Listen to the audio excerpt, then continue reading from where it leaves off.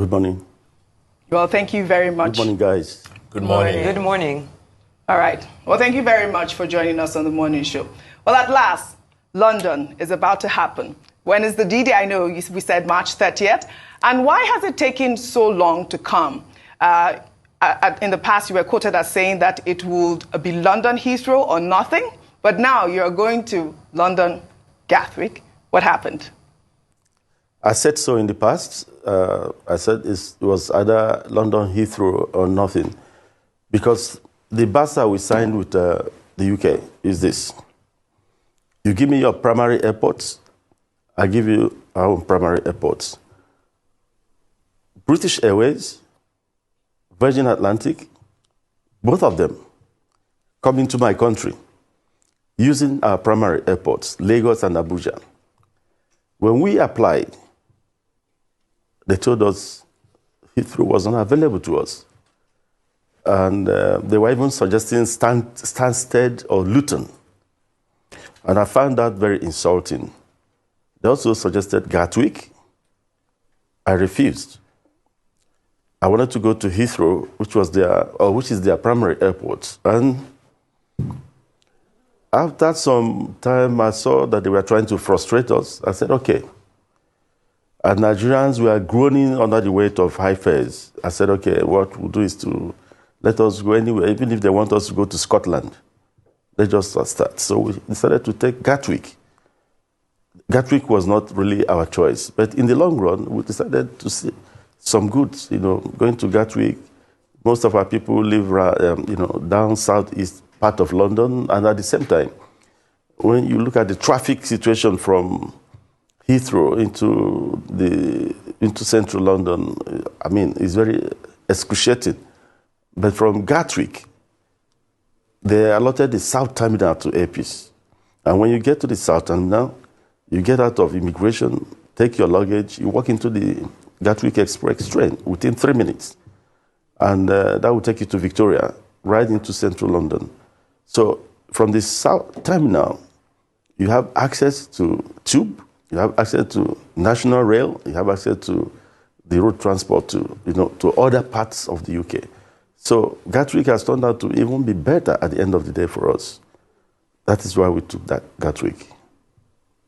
That's a good one, Dr. Onyema, and congratulations. At this time, I'm sure that many Nigerians will be pleased to know that there will be a local, a Nigerian carrier traveling to London directly.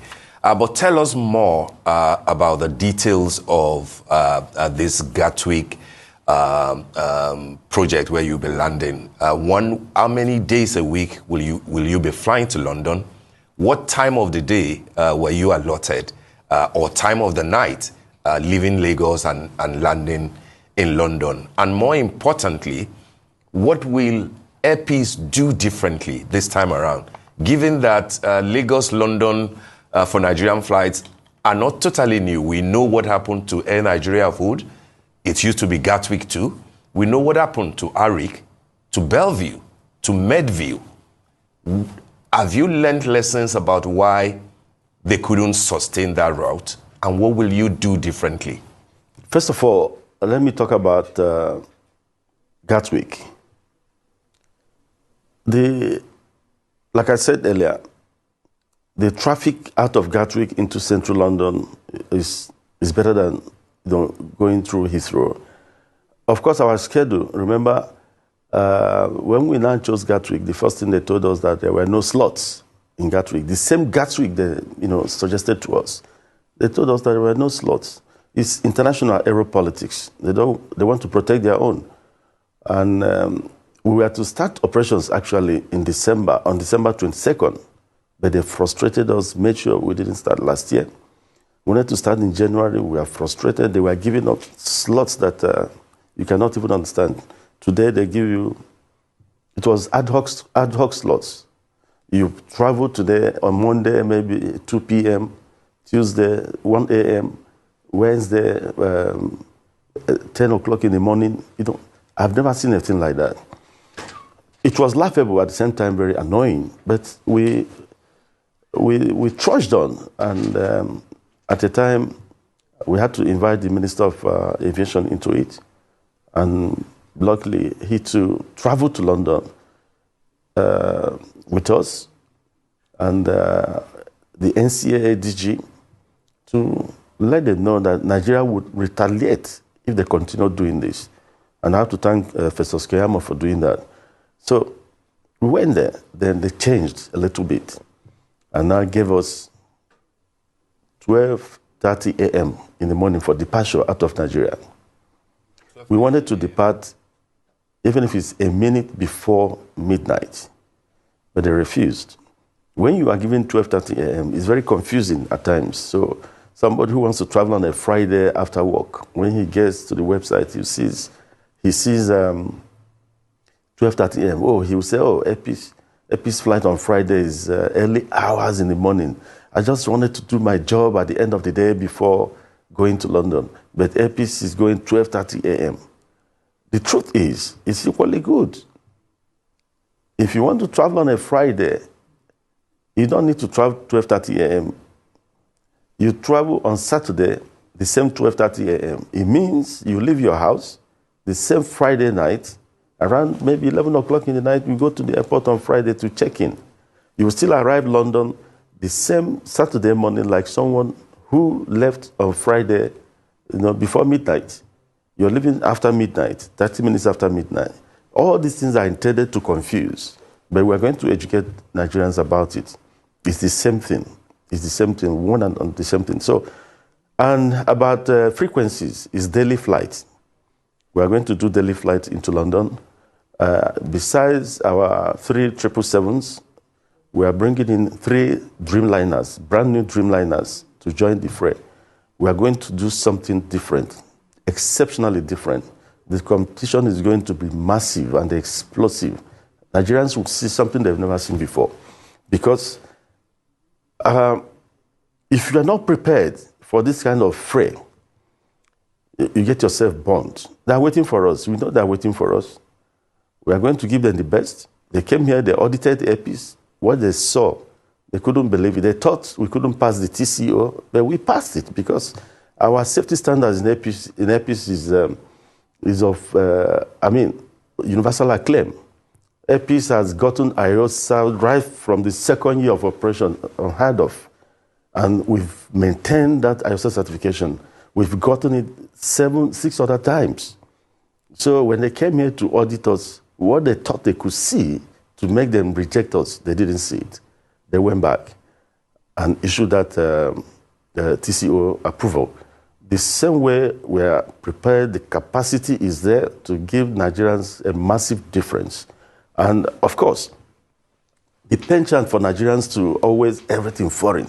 You see some people, oh, how did you go to Dubai? Oh, I flew.